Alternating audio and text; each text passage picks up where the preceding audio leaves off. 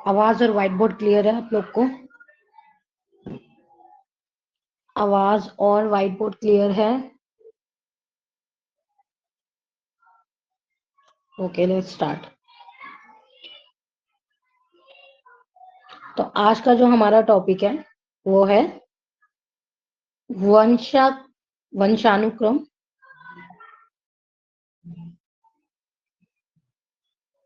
वंशानुक्रम वंशानुक्रम एवं वातावरण का प्रभाव एवं वातावरण का प्रभाव। वंशानुक्रम मतलब जो जेनेटिकली होता है, और वातावरण हमारा आसपास का एनवायरमेंटल है। तो वो कैसे हमारे विकास को किस तरीके से प्रभावित करता है, बच्चे की डेवलपमेंट को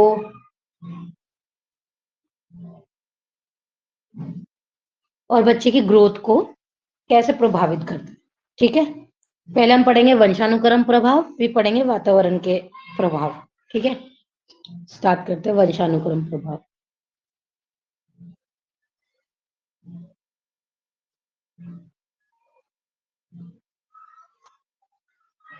वंशानुक्रम का प्रभाव।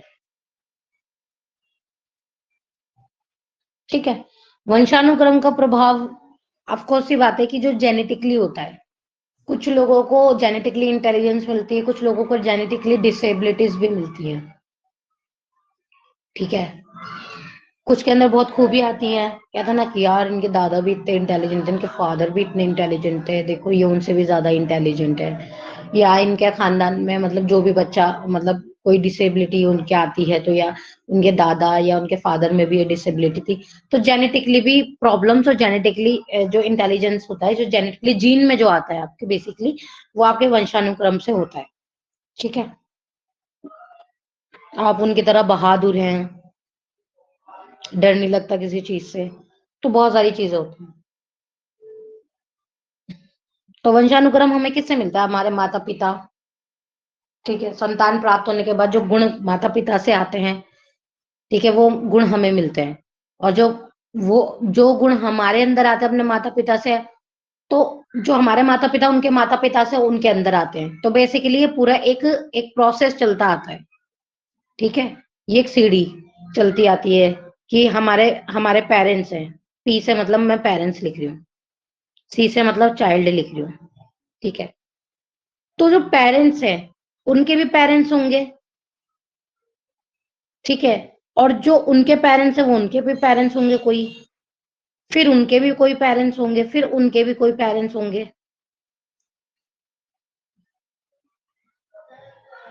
ठीक है, तो जो गुण इस चाइल्ड को मिले हैं, जो गुण इस चाइल्ड को मिले हैं, वो गुण इनसे मिले हैं, अपने पेरेंट्स से।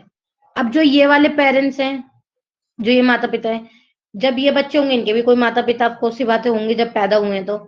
ठीक है, तो उनको गुण इन वाले माता पिता के मिले, फिर इनको गुण मिले इन वाले माता पिता के, इनको गुण मिले इन वाले माता पिता के।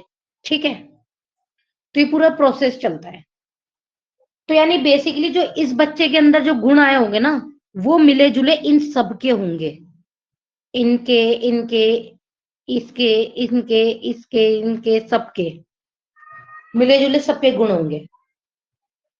ठीक है, तो जरूरी नहीं है कि जो डिसेबिलिटी, जो बीमारियां या कुछ भी आती हैं जेनेटिकली, आपके माता पिता को नहीं है। फॉर एग्जाम्पल कोई भी प्रॉब्लम, मतलब कोई भी बीमारी आपके माता पिता को नहीं है। ठीक है, तो कोई थायराइड, कोई ये क्या होता है, डायबिटीज वगैरह जो होती है, वो आपके पेरेंट्स को नहीं है। ठीक है, लेकिन अगर आप अपनी हिस्ट्री देखेंगे, हिस्ट्री शायद आपके दादा दादी को हो, शायद उनके पेरेंट्स को हो, तो आपके जीन के अंदर वो चीज आती है। जरूरी नहीं है कि आपके पेरेंट्स को नहीं थी, आपके अंदर कैसे आ गई, ये बहुत ज्यादा सोचने विचारने वाली बात है। ऐसा कुछ नहीं है, ऐसा सोचने विचारने वाली कोई बात नहीं है, क्योंकि ये जेनेटिकली होता है। ठीक है, जो प्रॉब्लम इस बच्चे को या जो अच्छा इस बच्चे को अपने पेरेंट्स से मिली है, उन पेरेंट्स के पेरेंट्स से उनको भी मिली होगी। ठीक है, तो ये प्रोसेस ऐसे चलता है जेनेटिकली। ठीक है, तो जो इसके अंदर जो चाइल्ड के अंदर जो आया होगा वो इन सबका मिला जुला आया होगा। ठीक है, क्लियर है?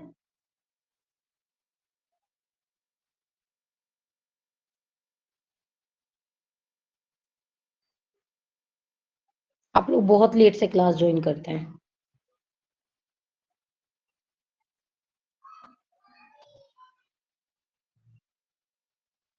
क्लियर है?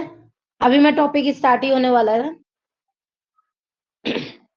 तो आज हम पढ़ेंगे बच्चों के विकास में वंशानुक्रम और वातावरण का प्रभाव क्या क्या होते हैं। तो इसका फर्स्ट पॉइंट है वंशानुक्रम का प्रभाव, शारीरिक विकास। शारीरिक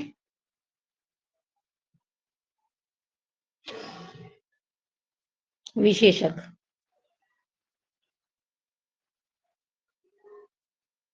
इसका क्या मतलब है कि इसके अंतर्गत मनुष्य के जितने शरीर हैं, यानी मनुष्य के जितने भी शरीर के उसके अंगों का गठन किया जाता है, उसके स्वास्थ्य, उसका रंग रूप, उसका जो सोचने, जो उसकी ज्ञान इंद्रिय है, यानी जो उसकी इंटेलिजेंस है, ठीक है, उसका पता लगता है शारीरिक विशेषक का। कि बच्चे का रंग रूप किससे आएगा, पेरेंट्स डिसाइड होता है। बच्चे को वो जेंडर जो है उसके फादर से डिसाइड होता है। ठीक है, बच्चे का रंग रूप उसके जीन से डिसाइड होता है। ठीक है, और बच्चे की इंटेलिजेंस भी उनके जीन से डिसाइड होती है। बच्चे की डिसेबिलिटी भी उनके जीन से डिसाइड होती है कि उसके अंग पूरी तरीके से डेवलप हुए हैं कि नहीं हुए, उसके अंदर कोई खामी तो नहीं आई है।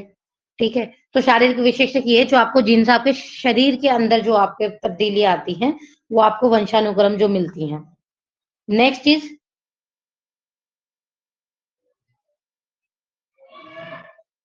जो भी रूप हमें दिखाते हैं, इसे थोड़ा और एक्सप्लेन कर दीजिए कि जो भी रूप हमें दिखता है वो हमारा शारीरिक विशेषक में आता है। जब बालक के रंग रूप, उसका आकार, उसका शारीरिक गठन, उसकी ऊंचाई, ये सब उसके जीन पर डिपेंड करती है। ठीक है, क्योंकि उनके माता पिता गोरे होंगे तो 99% चांस होगा कि बच्चा भी गोरा ही पैदा होगा। अगर मान ले माँ गोरी है, फादर डार्क कॉम्प्लेक्शन है, तो बच्चा मिला जुला पैदा हो सकता है, या बच्चा बिल्कुल फादर पे जा सकता है। तो पेरेंट्स से ही डिसाइड होता है, उनका जो जीन होता है, जो उनका वंशानुक्रम जो जेनेटिक होता है, वो उनके पेरेंट डिसाइड करते हैं। सेकंड इज बौद्धिक। सेकंड इज सेकंड है इसका बौद्धिक विशेषक। अब बौद्धिक से आप समझ ही गए होंगे। शारीरिक में मैं सिर्फ शारीरिक की बात हो रही थी, शरीर की, कि बच्चे के अंग, उसका रंग रूप जो आपको दिख रहा है, जो आपको टेंजिबल है, जो आपको दिख रहा है कि बच्चे के अंदर ये अच्छे, हम देख के नहीं कहते बच्चा पैदा होता है अच्छा अच्छा ये तो बिल्कुल इसके फादर जैसी नाक है इसकी, इसके ऐसे मतलब लिप्स हैं, इसकी आईज ऐसी हैं, ये अपनी मम्मा पे गई है, या कुछ भी। ठीक है, तो जो हमें दिख रहा होता है दिस इज कॉल्ड अ शारीरिक, जो उसमें हम देख रहे हैं, जो हम उसकी तब्दीलियां होते हुए देख रहे हैं कि बच्चे के हाथ अच्छे से ठीक है, आज बच्चे के पैर अच्छे से ठीक है, उसका रंग कैसा है। बौद्धिक विशेषक ऑफकोर्स अब हम उसकी इंटेलिजेंसी की बात करेंगे। बौद्धिक विशेषक में क्या आता है, बालक की जितनी भी योग्यता है, जितनी भी कल्पना शक्ति है, उसकी विचार शक्ति, सोचने की शक्ति, ठीक है, उसके डिबेट करने की यानी तर्क शक्ति, किसी भी समस्या का समाधान करने का उसका करने का तरीका, ठीक है, उसका परिस्थितियों में कैसे उसको मतलब रहना है, क्या उसको मतलब सॉल्यूशंस निकालने हैं उसके बारे में। ठीक है, उसका उसका सोचने का, उसका विचारने का, उसका फील करने का, और उसके इमोशंस किस तरीके के हैं। ठीक है, तो ये सारी चीज होती है। अगर मैं इसको बहुत शॉर्ट फॉर्म में समझाऊं तो अगर मैं एक इसको एग्जाम्पल के तौर पे समझाऊं तो मैं ये कह सकती हूँ कि घर में मान लीजिए 3 बच्चे हैं एक पेरेंट्स के। ठीक है, तीनों ही अपने आप में इंडिविजुअली डिफरेंस है, डिफरेंट मतलब अलग अलग है, उनमें काफी सारे डिफरेंसेस है। ठीक, कुछ फादर पे गया है, कुछ नहीं गया है, कुछ मॉम पे गया है, या कुछ उनके जीन पे गया है कि नहीं यार ये तो अपने दादा की तरह दिखता है। कई बच्चे ऐसे होंगे जो अपने फादर या मदर की तरह नहीं दिखते बेसिकली। बट अगर अब उनको देखो तो ये बोलते हैं, नहीं नहीं ये तो अपने दादा की तरह दिखता है, ठीक है, नहीं नहीं ये तो ना ताऊ जी की तरह दिखता है। तो ये सारा आपका जीन से आता है दिखने वाला। फिर इंटेलिजेंस भी, कि नहीं है तो अपने ताऊ जी की तरह बहुत इंटेलिजेंट है, मतलब उन्होंने भी अपने लाइफ में मतलब ऐसे ऐसे काम किए हैं, बहादुर है उनकी तरह, ठीक है। और जब वो बड़ा होता है बच्चा, जब वो उसके बोलने का जो तरीका है, उसका सोचने का तरीका है, ठीक है, कोई सिचुएशन अगर वो आ जाए, कोई भी सिचुएशन अच्छी बुरी, वो उस तरीकों को, उस सिचुएशन को कैसे हैंडल कर सकता है, ठीक है। ईमानदारी, जो चीज नहीं दिखती, बट उसकी इंटेलिजेंसी कहीं ना कहीं उसकी बातों में, उसके कार्य करने में, ठीक है, उसकी चीजों को करने में झलकती है, ठीक है। तो वो आपकी आती है बौद्धिक विशेषक। तो वंशानुक्रम हमारा क्या क्या इफेक्ट करता है, हमारा शारीरिक और हमारा बौद्धिक, और एक तीसरा इंपॉर्टेंट है उसका लास्ट, वो है नैतिक।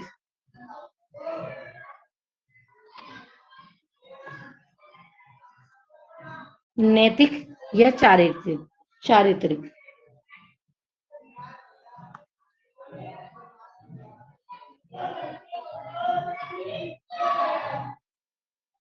नैतिक या चारित्रिक विशेषक। अब नैतिक से तो आपको पता ही चला गया होगा, चारित्रिक यानी आपका कैरेक्टर या आपके मोरल्स कैसे हैं, ठीक है। मतलब आपका जो कैरेक्टर है, आपकी जो नैतिकता है, आपके जो मोरल्स हैं, बचपन से ही हमें सिखाए जाते हैं कि बेटा ये काम ऐसे करना चाहिए, ठीक है, ये सही काम है, ये गलत काम है। आपके मोरल सिखाए जाते हैं, मोरल्स होते हैं ना, कि बड़ों का आदर करो, अच्छे से बात करो, लोगों की इज्जत करो, माँ बाप से झगड़ा मत करो, टीचर की इज्जत करो, ठीक है। तो देखो कुछ बच्चों को तो सिखाना पड़ता है, लेकिन कुछ अगर आप देखो, हम सब टीचर, आप लोग टीचर बनने वाले हैं, हम भी टीचर हैं, ठीक है। हम भी बच्चे इतने पढ़ाते हैं, तो हमें पता चलता है जब बच्चा क्लास में 50 बच्चे बैठे हैं, ठीक है, तो 50 में से 10 बच्चे ऐसे होते हैं जो, जिनका जेनेटिकली मतलब उनका कैरेक्टर लगता है कि हाँ ये बच्चे अच्छे घर से आ रहे हैं, और इनके अंदर जो नैतिकता है, जो उनके मोरल्स हैं, वो बहुत हाई वैल्यूज है। इनकी जो वैल्यूज हैं वो बहुत हाई है, यानी इनके पेरेंट्स ने इनको बहुत हाई वैल्यू से बड़ा कर रहे हैं, इनको सही शिक्षा दे रहे हैं, जो घर की शिक्षा होती है, वो बाहर वाले नहीं सिखा सकते, जो घर से आपको शिक्षा मिलेगी। मैंने आजकल कुछ पेरेंट्स देखे, बच्चा बदतमीजी कर रहा है, बच्चा चप्पल उठा के मार रहा है, माँ उसको कुछ नहीं कह रही, बाप उसको कुछ नहीं कह रहे, वो उनको मतलब उनको बहुत मजा आ रहा है। अरे पहले के पेरेंट्स क्या करते थे, बच्चे ने ये हरकत करी है कि थप्पड़ दिया, बच्चा वहीं शांत, ठीक है। तो बेसिकली ये सारी चीजें मतलब होती हैं। आजकल के पेरेंट्स 90% तो ऐसे ही हैं, जो मतलब इसको बहुत अच्छी समझ रहे हैं, मोबाइल हाथ में पकड़ा दिए, बच्चे उल्टी सीधी चीजें देख रहे हैं, ठीक है। वक्त से पहले बड़े होने लग रहे हैं बच्चे, ठीक है, क्योंकि हर तरीके की चीज आती है हमारे मोबाइल फोन्स में।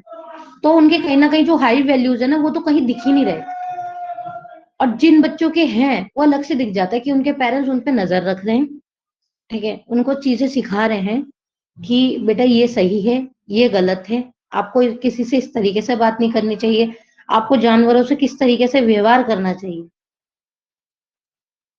ठीक है।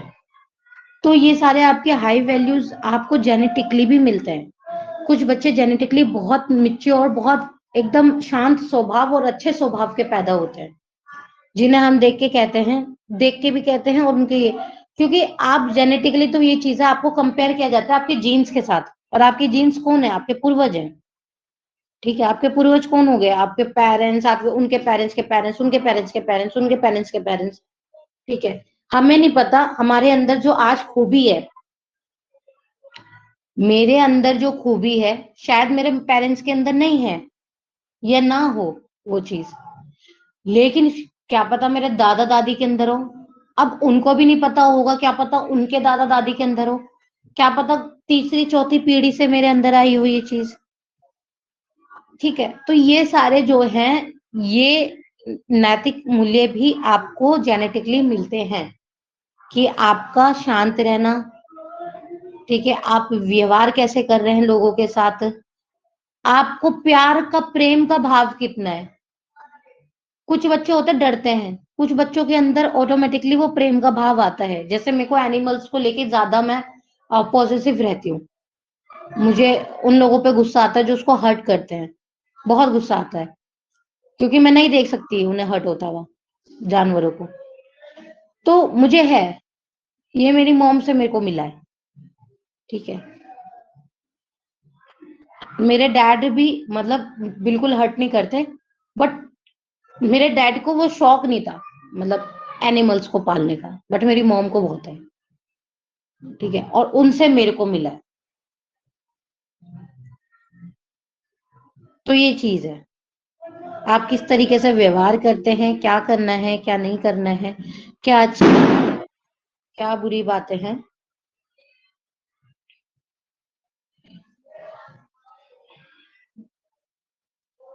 तो ये चीजें, अब देखो, अभी आपको शायद आवाज आई हो, ये इनके नैतिक व्यवहार हैं।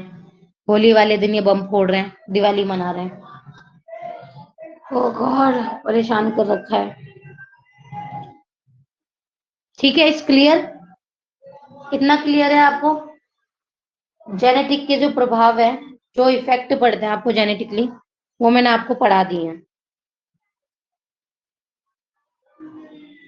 क्लियर है, आंसर तो कीजिए चैट बॉक्स में।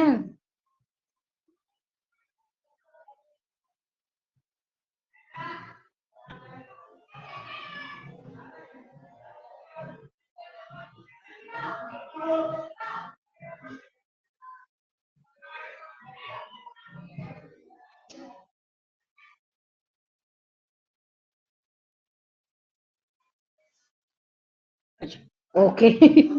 नहीं नहीं, पढ़ाऊंगी, अभी तो बहुत है, बहुत सारा है आपका टॉपिक। आप ना बीच बीच में मेरे को आंसर किया कीजिए, और क्लास ज्वाइन कर लिया कीजिए वक्त से। 11 बजे का टाइम है, तो 11:05 तक भी आप ज्वाइन करेंगे, क्योंकि 11:05 तक मैं स्टार्ट करती हूँ क्लास। मैं 5 मिनट वेट करती हूँ कि बच्चे आए क्लास में।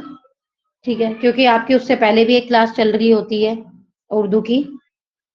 तो आप लोग प्लीज आया कीजिए क्लास, और जो मैं आंसर करूँ, क्वेश्चन करूँ, तो आप लोग उनको आंसर किया कीजिए। तो नेक्स्ट इज वातावरण का प्रभाव।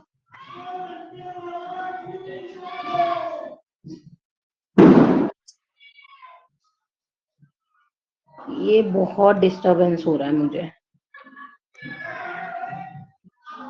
पता नहीं ऐसे क्यों त्योहार बना रखे हैं। वातावरण का प्रभाव, वातावरण का क्या होता है, एनवायरमेंट, एनवायरमेंट का प्रभाव। अब देखो एनवायरमेंट का क्या प्रभाव पड़ता है आपका। सबसे ज्यादा प्रभाव ना जेनेटिक से ज्यादा आपका वातावरण का पड़ता है, आपका एनवायरमेंट का पड़ता है। अब जैसे मैं मान लीजिए एक एग्जाम्पल दूं आपको, कि आप एक क्लास में बैठे हैं, और आपका जो ये छोड़ो, क्लास की बात नहीं करते, एक नॉर्मली अपनी एज की बात करते हैं।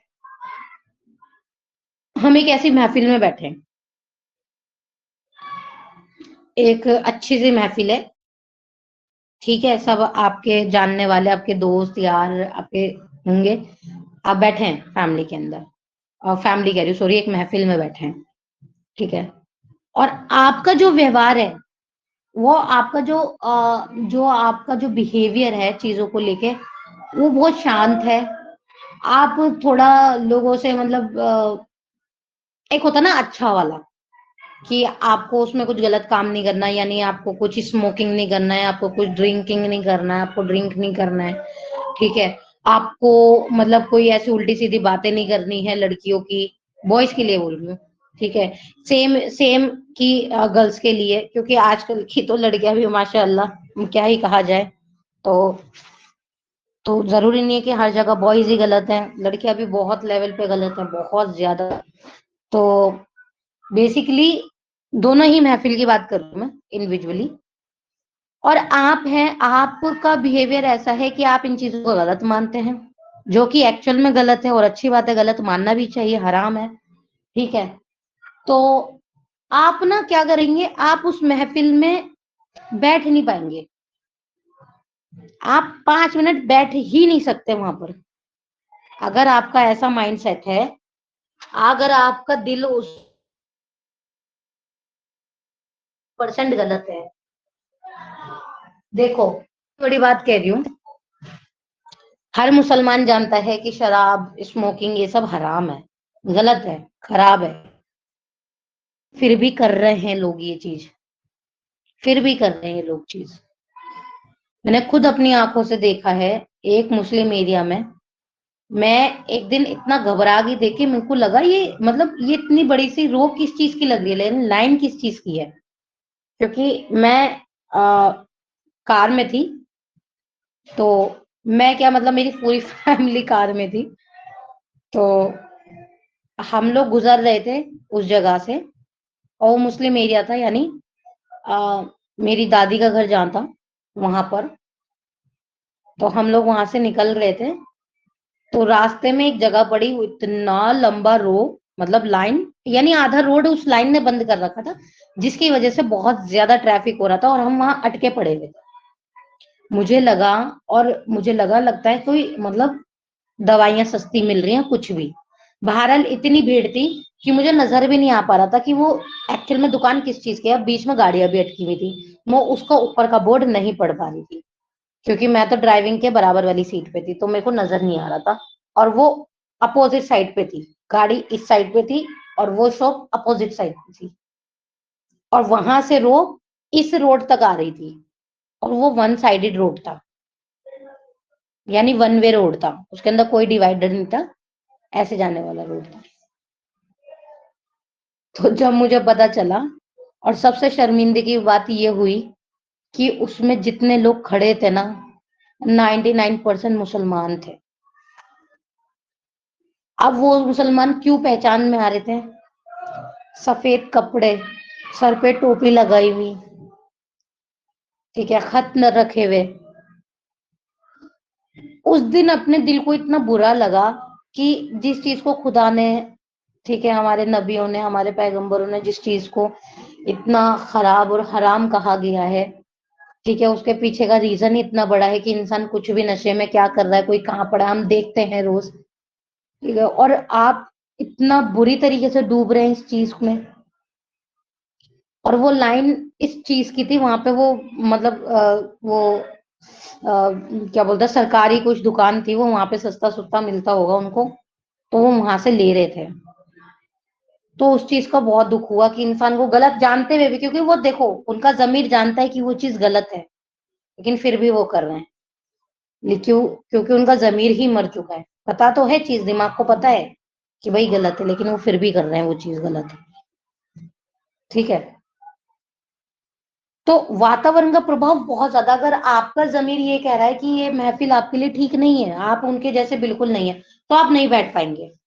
लेकिन आपको ये पता है, दो तरीके के लोग होते हैं, देखो, एक तो आपको पता है, ठीक है, कि ये चीज गलत है, ये चीज करो, और आपका जमीर इतना पक्का है, आपका ईमान इतना पक्का है कि आप वहां पे 5 मिनट बैठ ही नहीं पाएंगे, आपका दिल ही नहीं मानेगा वहां बैठने का।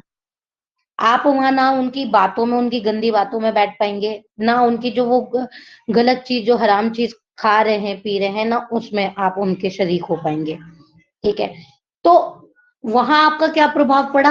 आप अपने रास्ते निकल लिए, आपने वो चीज अपने ऊपर हावी होने ही नहीं दी। लेकिन वही ये बात अगर टीनेज में होती,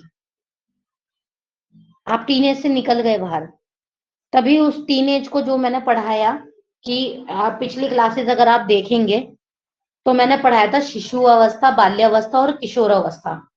किशोर अवस्था को मैंने एक बोला था कि ये वन ऑफ द डेंजरस अवस्था होती है, one of the dangerous stage होती है बच्चे के विकास की। क्यों होती है? क्योंकि इसमें क्या होता है ना, नई नई ना जवानी फूटती है बच्चों में। अगर आप लड़कियों में भी देखो, लड़कों में भी देखो, लड़कियों के मतलब कपड़े पहनने के तरीके में बदलाव आ जाएगा, ठीक है, उनके बाल बनाने में बदलाव आ जाएगा, उनके बात करने में तुरंत बदलाव आ जाएगा। वो पढ़ाई से ज्यादा लड़कियों के बीच में वो आंटियों वाला ग्रुप बना के रहने लग जाती हैं, ठीक है। तो मैंने देखा है, क्योंकि मैं भी उस एज से गुजरी हूँ, मैं भी उन क्लास के वातावरण से गुजरी हूँ, ठीक है, मैं भी कहीं ना कहीं उन चीजों से गुजरी हूं, तो मुझे पता है कि मेरा इतना पक्का था कि मेरे को आसपास का ऐसा एनवायरमेंटल मेरे जैसा एनवायरमेंट नहीं मिल रहा था, तो कहीं ना कहीं मैं उस चीज में डिप्रेस्ड हो रही थी। ठीक है, तो इन्वायरमेंट आपका बहुत ज्यादा आप पे प्रभाव करता है, या तो आप उनके जैसे बन जाओ अगर आपको उसी बात इन्वायरमेंट में रहना है तो। ठीक है, अदरवाइज वहां से आप उठो और अपने रास्ते निकल जाओ। तो ये उठो और अपने रास्ते निकलने वाले तो 0.1% रह गए ऑनेस्टली। बाकी 99.9% तो ये बैठते हैं। चलो 1% मान लेते हैं, 1% वाले चले आते हैं, 99% तो ये होते हैं अरे कोई नहीं दोस्त यार है, चल चल कुछ नहीं चलता है, कर ले, ये ट्राई करना चाहिए, ट्राई करना चाहिए। तो बेसिकली यहाँ पे जिंदगी खराब कर रहे हैं बच्चे भी और जो बड़े हैं वो लोग भी। ठीक है, तो आपके वातावरण के प्रभाव बहुत बहुत एक्सट्रीमली आप पे पड़ते हैं। ठीक है, कि आपका जो आसपास का एनवायरनमेंट है वो बहुत ज्यादा मैटर करता है कि आप किस एनवायरनमेंट में रहते हैं। और ये मैं सारी इतनी सारी बात आपको बता रही हूँ क्योंकि आप फिर समझ ही जाएंगे, क्योंकि जो आगे के पॉइंट्स हैं वो बहुत ईजी हैं। जैसे हमने बचपन में रिसाले पढ़े हैं, कायदे पढ़े हैं, अगर उर्दू उर्दू पढ़ी है तो। ठीक है, मैंने पढ़े हैं, मुझे बहुत शौक रहा है उर्दू का बचपन से। ठीक है, बट मेरा जो स्कूलिंग रहा है, जो रहा है, वहां दूर दूर तक उर्दू क्या, मुस्लिम भी मैं शायद अकेली अपने क्लास में थी। ठीक है, तो उस जगह में रहना, उस जगह में एनवायरनमेंट में रहना वो तो अच्छा था। लेकिन जैसे ये बड़े बड़े वाले आ जाते हैं ना, लाइक ये जो 9th 10th ये बड़ा हो जाते हैं, इसमें क्या होता है लड़के भी बड़े हो जाते हैं, लड़कियां भी बड़े हो जाते हैं, लेकिन अगर आप उनके जैसे नहीं बन पा रहे, उनके मतलब बैठ नहीं पा रहे उनके ग्रुप में, तो आप कहीं ना कहीं बिल्कुल अकेले हो जाते हैं, आप क्लास से डिस्कनेक्ट हो जाते हैं। और अच्छी बात है, आई एम ग्लैड कि ऐसे लोगों में मैं कभी नहीं रही, और आई होप आप भी नहीं रहे होंगे, क्योंकि ऐसे लोगों में रहना वो आपका जिंदगी पे कहीं ना कहीं बर्बाद कर देते। क्योंकि देखी है क्लासेस में कई बच्चों की बर्बाद होती हुई जिंदगी, गलत काम में पड़े हुए थे लड़के लड़कियां। ठीक है, तो आए दिन पेरेंट्स आते थे कुछ भी, तो अगर आप उनके साथ रहोगे तो आप भी कहते हैं ना वो गेहूं के साथ घुन पिसता है, वो वाला। तो एक छोटी सी स्टोरी जो बचपन से, मैं जब छोटी सी थी 7 years की थी, तब मैंने ये स्टोरी खुद पढ़ी थी। मतलब पहले उस्ताद ने पढ़ाई थी, फिर मैंने पढ़ी उसको। उस स्टोरी में ये था कि दो भाई थे जो घर से तैयार होके निकले मदरसे के लिए। ठीक है, और वो सीख मेरे आज तक दिमाग में है उस स्टोरी से। वो है बेशक से बहुत छोटी स्टोरी, लेकिन समझने वाले के लिए वो बहुत बड़ी है। कि दो भाई वो लाइफ टाइम के लिए, नॉट ओनली टीनेजर्स या अडल्ट के लिए, वो लाइफ टाइम जो यूथ है, हम लोग, हमारे, हम जब बड़े होंगे हमारे दिमाग में, हमारी जो जनरेशन हम पीछे मतलब जो हमसे जनरेशन बनेगी, ठीक है, उस जनरेशन को भी ये चीज बचपन से ही सिखा देनी चाहिए। ये आप लोग भी याद रखिएगा, बहुत छोटी सी स्टोरी है कि दो भाई होते हैं, और मेरे ख्याल से आप लोगों ने सुनी भी होगी। आप लोगों ने सुनी है कि दो बच्चे होते हैं, मतलब दो भाई होते हैं, एक घर के दो बेटे होते हैं, वो मदरसे के लिए पढ़ने निकलते हैं, अच्छे से नहा धो के सफेद कुर्ता पजामा पहन के, मतलब साफ सुथरे एकदम टनाटन बनकर मदरसे के लिए पढ़ने जाते हैं। ठीक है, कुरान पढ़ने जाते हैं वो लोग। तो एक, और दोनों के जो बिहेवियर थे, जो दोनों के बिहेवियर थे, दोनों बच्चों के बिहेवियर वो अलग अलग थे। अफकोर्स ये बातें सभी अलग होते हैं, हर बच्चा तो एक सा नहीं होता घर के अंदर भी। अगर घर में 4 बच्चे हैं, 5 बच्चे हैं, पहले के लोग तो इतने इतने बच्चे करते थे 5 5 6 6 12 12। बहरहाल मेरी फैमिली में ऐसा नहीं है, पता नहीं दूर दूर तक ही नहीं है। तो कम ही बच्चे हुए हैं, तो हमारे पेरेंट्स भी कम ही हैं एक एक सिंगल सिंगल चाइल्ड है, मतलब मेरे पेरेंट्स भी। तो बेसिकली दो बच्चे होते हैं, दोनों इंडिविजुअली होते हैं, वो मदरसे जा रहे होते हैं नहा धोकर, उनके मॉम उनको तैयार कर कर, ठीक है, उनकी वालिदा उनको तैयार करके उनको मदरसे भेजती हैं। तो एक, अब घर से तो निकले थे साथ, अब बाहर निकलती एक ज्यादा वैसा था तड़ीबाजी वाला नहीं होता, कि क्या बोलते हैं, चल चल मेरे को तेरे से कोई मतलब नहीं रखना, उसमें एक होता है समझदार जो उसको सही राह दिखाता है कि नहीं ये चीज गलत है, तू इधर से क्यों जा रहा है, ये रास्ता खराब है, कह रहा मैं तो इधर से ही जाऊंगा। दो रास्ते जाते हैं मदरसे को, एक ने एक रास्ता पकड़ा, एक ने एक रास्ता पकड़ा, कि मैं तेरे साथ नहीं जाऊंगा, मैं तो उस रास्ते से जाऊंगा। उसने समझाया भी कि एक ही रास्ते से चल जाए। अब जो नाम तो खैर मुझे याद नहीं, बेसिकली मेरे को सिर्फ स्टोरी याद है। तो एक वो लड़का, एक जो बच्चा होता है वो जाता है एक गली से, जिस गली के अंदर इत्र की शॉप है, ठीक है, और जो दूसरा जाता है वो दूसरी गली से अंदर जाता है जहां पे कोयले का काम हो रहा होता है, ठीक है। तो दोनों ही जब मदरसे पहुंचते हैं सेम टाइम पर, तो जो इत्र वाली गली से गया, वो घर से तो इत्र लगा के नहीं गया था, लेकिन जब वो उस गली से गुजर के गया तो उसका जो कुर्ता था वो महक रहा था अपने आप ही। अपने आप ही क्या, आपको सी बात है, जब आप एक खूबसूरत और एक महकती हुई जगह से निकलोगे तो एक महक तो आपके अंदर भी बसी जाती है। दूसरा वाला जो निकला, नहा धो के साफ कपड़े, बिल्कुल सेम सेम कपड़े पहन के निकले थे वो, सफेद कुर्ता पजामा बेदाग। वो जब कोयले वाली गली से गए, जब वो मदर से पहुंचा तो उसके सफेद कपड़ों पे काले धब्बे, और कोयले की चिंगारियां जो को वहां पे जलते होंगे, उन चिंगारियों के वो जलने के निशान वो तक थे। अब उनके उस्ताद ने ये चीज देखी, उन्हें ये भी पता था कि एक ही घर के बच्चे हैं, साथ में आए। जब उन्होंने दोनों को देखा कि जब ये साथ में आए हैं तो एक के कपड़े बिल्कुल सही है और महक रहे हैं, और एक के कपड़ों का ये हाल है, तो जब उन्होंने उन दोनों को बैठा और पूछा कि तुम्हारे कपड़े क्यों महक रहे हैं और इसके कपड़े क्यों ऐसे हो रहे हैं, उन्होंने बताया मैं उस गली से आया था, उसने बताया मैं उस गली से आया था। तब उनके उस्ताद ने उनको एक सीख दी थी कि देखो, आपकी संगत, संगत यानी आपका वातावरण, यहाँ पे संगत शब्द समझ लीजिए वातावरण से ही है, ठीक है। तो आपकी जो संगत है वो आपकी सबसे ज्यादा डिपेंड करती है, आपकी संगत आपकी सबसे ज्यादा डिपेंड करती है। जब वो महकती वाली गली से निकले तो उन्होंने, उनके उस्तादों ने समझाया, बेटा तुम्हारे वहां तो कोई, तुम बैठे नहीं थे, कुछ गए नहीं कुछ नहीं, लेकिन तुम वहां से गुजरे, ठीक है, तुम रोज गुजरते हो वहां से, जान पहचान भी हो जाती होगी, इंसान की सलाम दुआ भी हो जाती होगी। बेसिकली तुम अच्छी संगत में रहे तो देखो तुम्हारा, तुम्हारे कपड़े भी बेदाग हैं, तुम पे कोई दाग नहीं लगा, बल्कि तुम अच्छी संगत की वजह से महक रहे हो। वहीं दूसरा जो भाई था उसका, उसको ये सीख दी कि देखो तुम बेदाग अपने घर से निकले थे, लेकिन तुम्हारी गलत संगत की वजह से तुम्हारे कपड़े दाग गीले हो गए, ठीक है, और सबसे बड़ी बात तुम्हारे कपड़ों में इतने बड़े बड़े छेद हो गए, यानी देखो तुम्हारी संगत कितनी खराब है। तो आपकी संगत बहुत ज्यादा डिपेंड करती है। और याद रखिएगा, अगर आपके ग्रुप में एक इंसान भी गलत है, जैसे कि मैंने कहा गेहूं के साथ घुन पिसता ही पिसता है, ठीक है, जब तक आप उसको साफ ना करो, अगर आप गलत संगत में रहेंगे तो आप भी गलत ही कहे जाएंगे, चाहे आप कितने ही अच्छे क्यों ना हो, आपका जमीर अच्छा हो क्यों ना हो, आपका बिहेवियर अच्छा क्यों ना हो, आप कितने ही अच्छे दिख लें, आप कितना ही अच्छा बोल लें, लेकिन अगर आप ऐसी महफिल में बैठे हैं जाके आसपास लोग अच्छे नहीं है, आप बुरे ही कहलाए जाएंगे।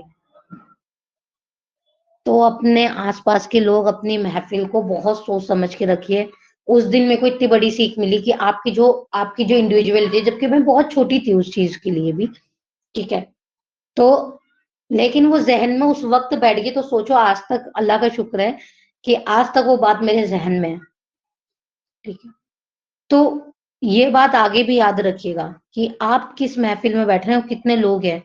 और हजरत अली रजी अल्लाह ताला अन्हु का कोट तो सब लोग जानते हैं कि 1000 दोस्त बनाने से आप एक ऐसा दोस्त बनाए जो आपके 1000 के मुकाबिल हो,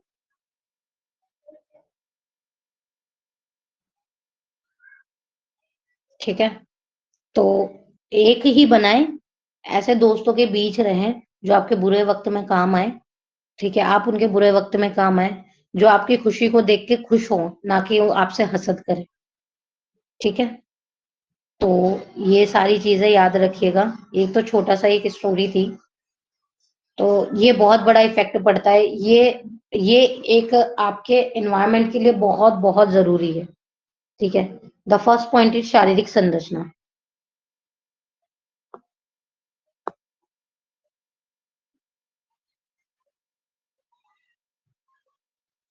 ठीक है।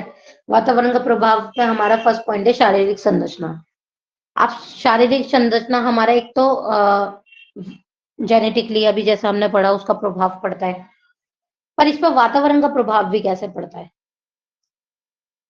इसलिए पड़ता है क्योंकि देखो, जैसे कि आप अगर देखेंगे कि जो पहाड़ी क्षेत्र में लोग जो रहते हैं पहाड़ों में, उनका जो शरीर का जो कद है, जो उनकी लंबाई है, वो छोटी होती है।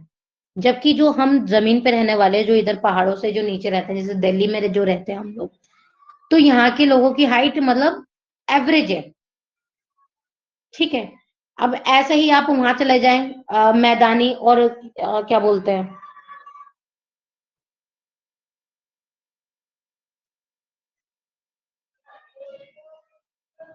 तो हम लोग की हाइट क्या होती है? एवरेज होती है और लंबी होती है। ठीक है। अब आप चले जाएं थोड़ा जो गर्म शहर होंगे जहां पे गर्मी बहुत ज्यादा पड़ती है, तो वहां पे क्या होता है? वहां पे काले लोग बहुत हो जाते हैं। ठीक है। उनका रंग रूप चेंज हो जाता है। ठीक है। उनके रंग में परिवर्तन आ जाता है। वहीं आप यहाँ पे जाए, इधर कश्मीर वगैरह या ठंडी जगह पे जाएं आप, लद्दाख वगैरह, वहां पे लोग गोरे हैं। ठीक है। तो आपकी शारीरिक संरचना का वातावरण का प्रभाव जरूर पड़ता है। ठीक है। अभी जैसे मान ले दिल्ली का इंसान, जैसे मैं दिल्ली की हूँ, अभी कहीं यूपी ऊपी जाना पड़ जाए, वहां के पानी से चेहरा एक दिन में काला पड़ जाता है। पता नहीं क्यों पड़ जाता है, समझ से परे। खैर मैं जाती भी नहीं। ठीक है। बट ऐसा देखा हुआ है, नोटिस करा हुआ है। तो यहाँ का पानी बहुत मीठा है। ठीक है। वहां का पानी नहीं है। वहां तो पता नहीं कैसा खारा सा पानी आता है। तो शारीरिक संरचना आपके एनवायरनमेंट पे मैटर बहुत ज्यादा करती है। ठीक है। कि आप कैसे एनवायरनमेंट में, जैसे कि जब मैं ट्रैवल कर रही थी लद्दाख, तो वहां का जो एनवायरनमेंट था, अब दिल्ली में तो ऑफकोर्स सी बात है बहुत गर्मी थी। ठीक है। और जब लद्दाख पहुंचे तो वहां पे तो बहुत सर्दी थी। रात में वहां पे टेम्परेचर भी माइनस में था। ठीक है। तो जब वहां पे मैं ट्रैवल कर रही थी, तो वहां पे ना, आपको पता है, सनबर्न भी होता है।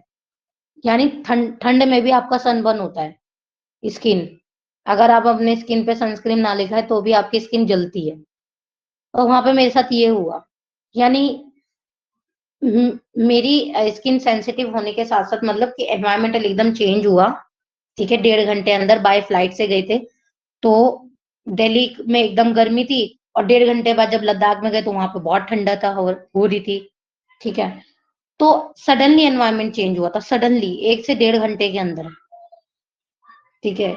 गर्मी से सीधा ठंडक में पहुंचना। तो वो चीज आपकी शारीरिक संरचना में एकदम थोड़ा सा बदलाव, स्किन में एकदम बदलाव आ गया, कलर थोड़ा सा ऐसा हो गया। ठीक है। तो आपके वातावरण का प्रभाव भी आप पर बहुत ज्यादा पड़ता है। ठीक है। पहाड़ी लोगों में डिफ्रेंशिएट कर सकते हैं हम, पहाड़ी लोगों की हाइट थोड़ी छोटी होती है। ठीक है। और मैदानी लोगों की थोड़ी लंबी होती है।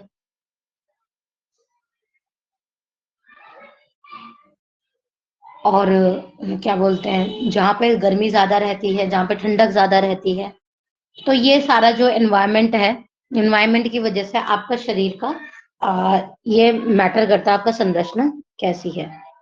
अब संरचना में ये नहीं है, हाँ हाँ, संरचना में ये आ गया आपका, जहाँ पे कैसे बनेगा।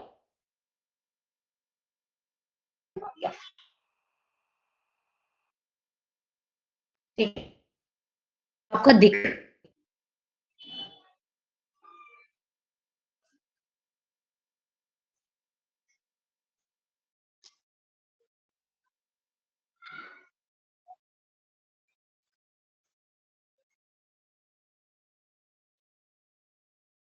सेकंड इज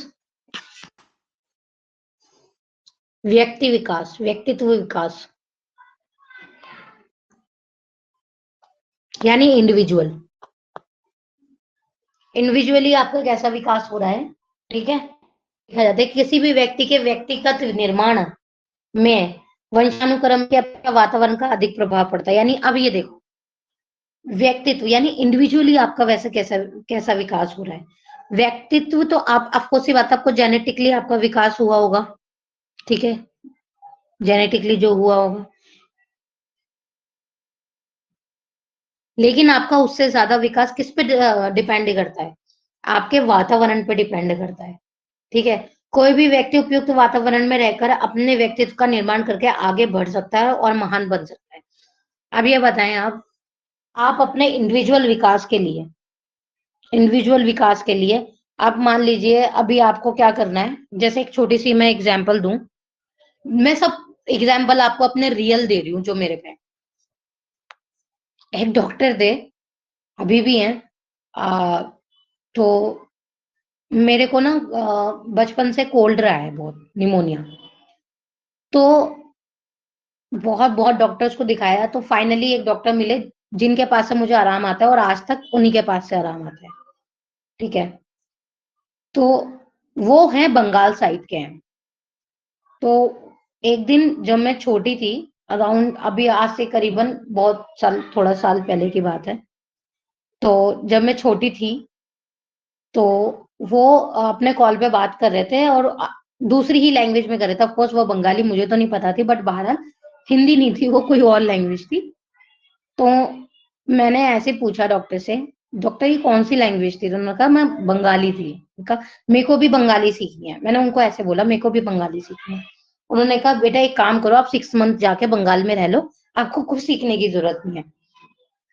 तो बेसिकली ये बात फैक्ट है कि आप जिस एनवायरमेंट है, आप जिन बच्चों को इंग्लिश नहीं आती, आप चले जाएं फॉरेन कंट्री, चले जाएं जहाँ पे, जहाँ की मेन भाषा इंग्लिश है, आप वहां पे जाके रहिए, आपको 6 महीने लगेंगे, आप उनसे अच्छी इंग्लिश बोलने लग जाएंगे। उनकी तो क्या ग्रामर ठीक होती है, ठीक है, तो आप उनसे अच्छी इंग्लिश बोलने लग जाएंगे।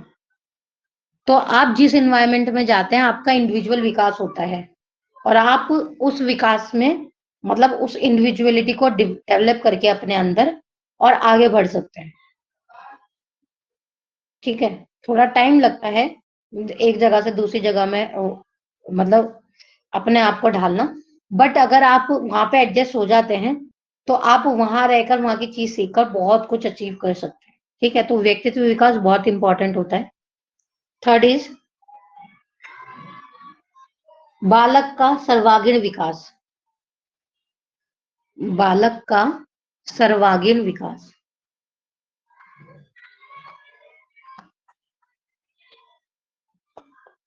ये आपका टीचिंग एप्टीट्यूड और सीओडी।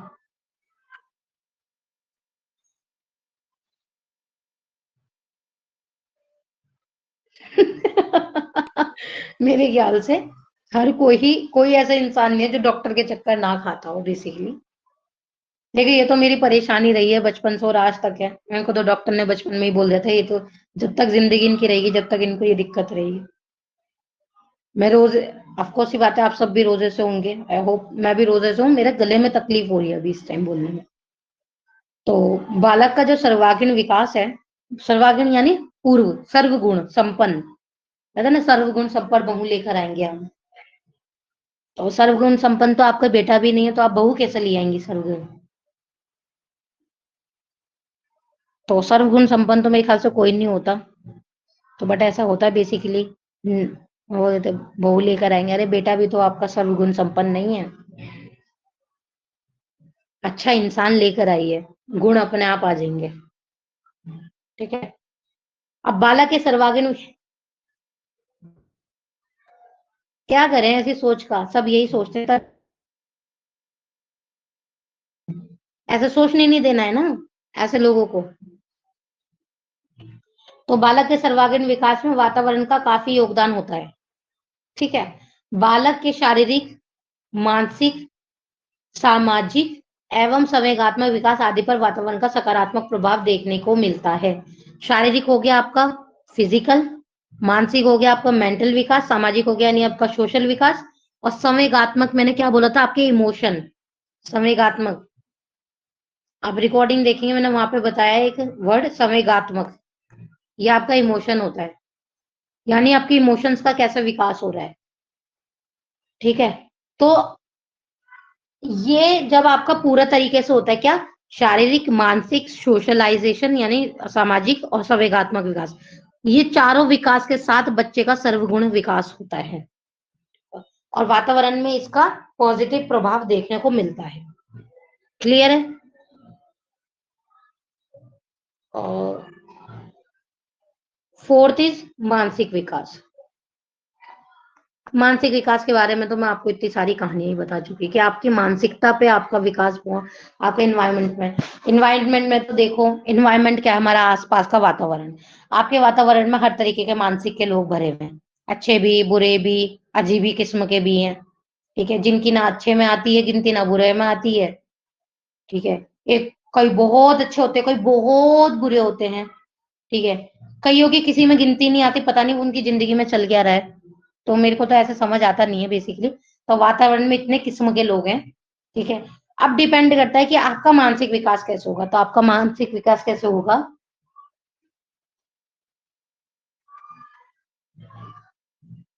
अब देखें कि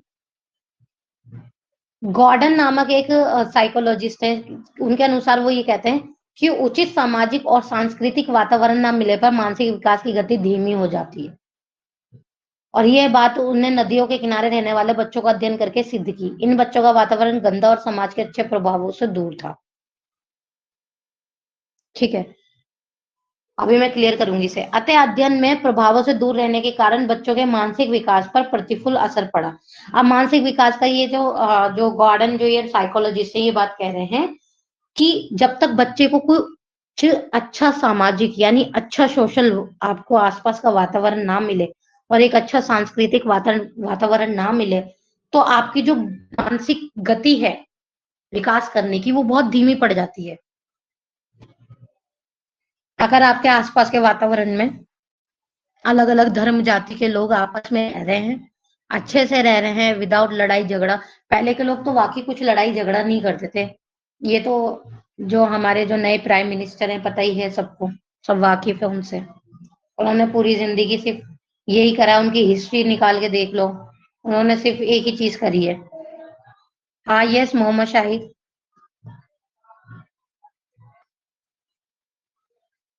आपको कुछ पूछना है चैट बॉक्स में पूछिए। आपने हैंड्स अप किया था अभी।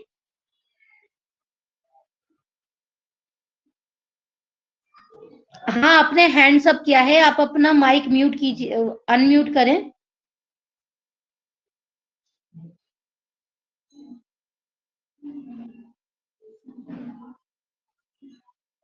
कुछ नहीं पूछना तो आप ये बार बार हैंड क्यों, मतलब आपका वो हो रहा है।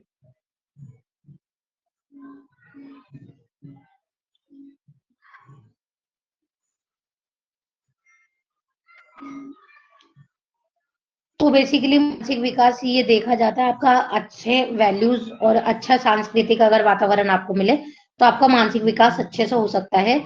और वहीं जो नदियों के किनारे रहने वाले बच्चे हैं, जिनके पास पढ़ाई लिखाई का कोई दूर दूर तक नहीं है और जिनको शहर की चीजों से नहीं वाकिफ है वो, तो उनका जो विकास है वो कहीं ना कहीं बहुत बुरे लेवल पर है, क्योंकि उनको ना तो शहर की अच्छी जिंदगी का पता।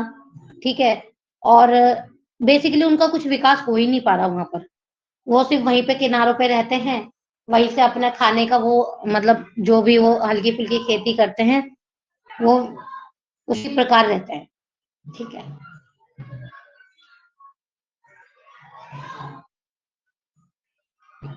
तो बेसिकली उनका मानसिक विकास नहीं हो पाता है। इसलिए मानसिक विकास के लिए अच्छे वातावरण का होना बहुत जरूरी है। ठीक है, अब आप एक बात बताएं, आप एक छोटी सी बात की मानसिक विकास के लिए, अगर आप एक अच्छे अच्छे से एनवायरमेंट में हैं और आप भी कहीं ना कहीं अच्छे हैं, तो आपको जो मानसिक विकास है ना वो दुगनी तेजी से बढ़ेगा। आपको खुशी मिलेगी उन लोगों के बीच रहकर, उन लोगों के बीच काम करके, और आप मोर प्रोडक्टिव हो जाएंगे। प्रोडक्टिव मतलब आपकी जो काम करने की क्षमता है वो बहुत ज्यादा बढ़ जाएगी। आप जो काम इतना धीमा कर रहे थे वो और आप अच्छे से करेंगे। ठीक है, तो आपका ये मानसिक विकास आपके वातावरण से बहुत ज्यादा प्रभावित होता है। ठीक है, तो यहाँ आपका अ, वंशानुक्रम और वातावरण के प्रभाव वाला टॉपिक आज कंप्लीट हो जाता है। कल हम पढ़ेंगे समाजीकरण की प्रक्रिया। तो बी ऑन टाइम। ठीक है, टाइम से रहिएगा क्लास के लिए।